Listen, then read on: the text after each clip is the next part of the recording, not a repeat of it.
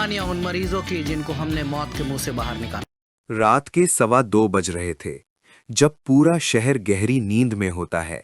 ICU में एक अलग ही जंग चल रही होती है। आज का मिशन, मौत के हाथ से एक जिंदगी छीन कर लाना।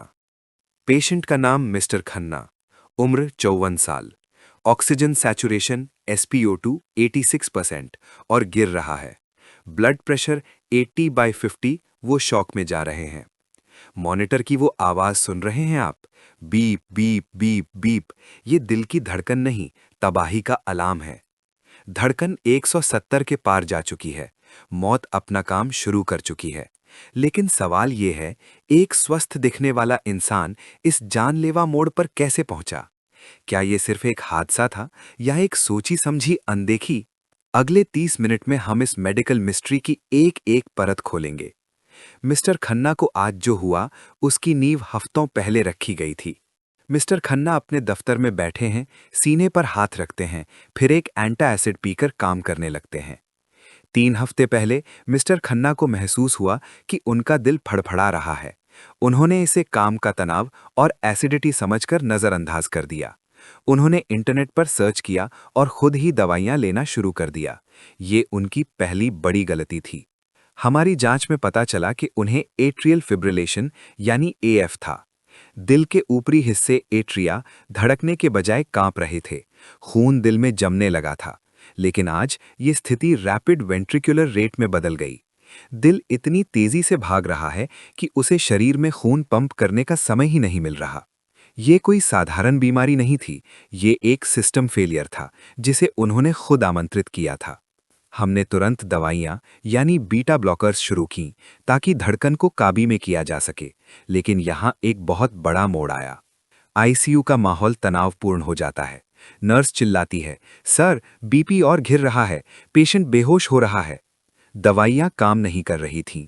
मिस्टर खन्ना का शरीर अब हीमोडायनामिकली अनस्टेबल हो चुका था। उनके फेफड़ों में पानी भर रहा था। अगर हमने यहां एक भी गलत फैसला लिया तो उनका दिल हमेशा के लिए रुक सकता था।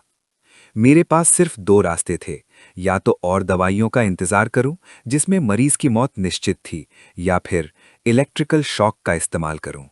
लेकिन ये कोई साधारण शॉक नहीं था। अगर हमने गलत समय पर बिजली का झटका दिया तो दिल वेंट्रिकुलर फिब्रिलेशन में जा सकता था, यानी सीधा मौत का बुलावा। हमें सिंक्रोनाइज्ड कार्डियोवर्जन करना था, एक ऐसी सर्जिकल स्ट्राइक जिसमें टाइमिंग ही सब कुछ है। यहां विज्ञान और सूझबूझ का संगम होता है। हमें बिजली का झटका दिल की R वेव के साथ मिलाना था। अगर झटका T वेव पर लगा तो खेल खत्म। ये वैसा ही है जैसे एक तेज चलती ट्रेन की खिड़की से दूसरी ट्रेन में कूदना बिना गिरे। स्टेप 1, ऑक्सीजन और सेडेशन। हमने उन्हें बेहोश करने के लिए दवा दी ताकि उन्हें दर्द ना हो। Step 2, pad placement.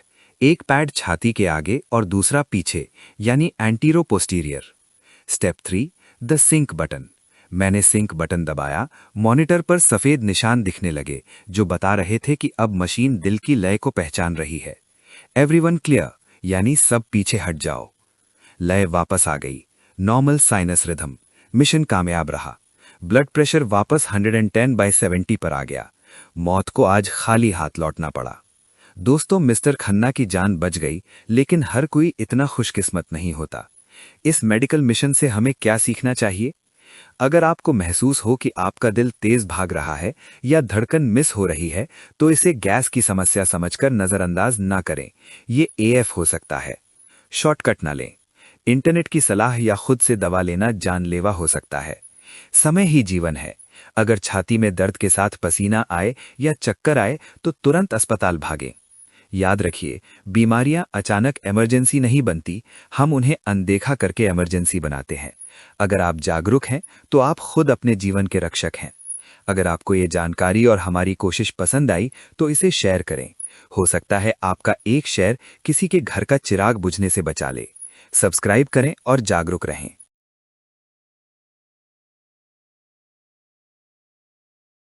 आप देख रहे हैं यस डॉक्टर। डॉक्टर राघवेंद्र प्रसाद एक एनेस्थेसियोलॉजिस्ट, क्रिटिकल केयर स्पेशलिस्ट और फिजिशियन हैं।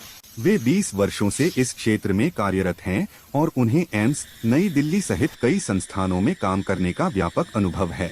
Subscribe and press the bell icon to stay updated with our latest health tips and advice. Yes doctor YouTube channel के लिए अस्वीकरण। Yes doctor YouTube channel पर प्रस्तुत सामग्री केवल सामान्य जानकारी प्रदान करने के उद्देश्य से है और इसे व्यक्तिगत चिकित्सा सलाह के रूप में नहीं लिया जाना चाहिए।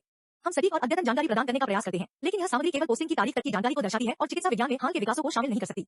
इस चैनल पर दी गई जानकारी पेशेवर चिकित्सा सलाह, निदान या उपचार का विकल्प नहीं है। दर्शकों को चिकित्सा निर्णय लेने के लिए केवल इन वीडियो की सामग्री पर निर्भर नहीं होना चाहिए। कृपया अपने स्वास्थ्य के बारे में निर्णय लेने, नए उपचार शुरू करने या मौजूदा उपचार बंद करने से पहले हमेशा एक योग्य स्वास्थ्य सेवा पेशेवर से परामर्श करें। यस डॉक्टर और इसके निर्माता इन वीडियो में दी गई जानकारी के आधार पर लिए गए निर्णयों या की गई क्रियाओं के लिए किसी भी प्रकार की जिम्मेदारी से इनकार करते हैं। हमारी सामग्री देखने के द्वारा आप सहमत होते हैं कि यस डॉक्टर और इसके निर्माता जानकारी के उपयोग या दुरुपयोग से उत्पन्न किसी भी परिणाम, हानि या प्रतिकूल प्रभाव के लिए जिम्मेदार नहीं है। व्यक्तिगत चिकित्सा सलाह और मार्गदर्शन के लिए कृपया एक लाइसेंस प्राप्त स्वास्थ्य सेवा प्रदाता की सहायता लें।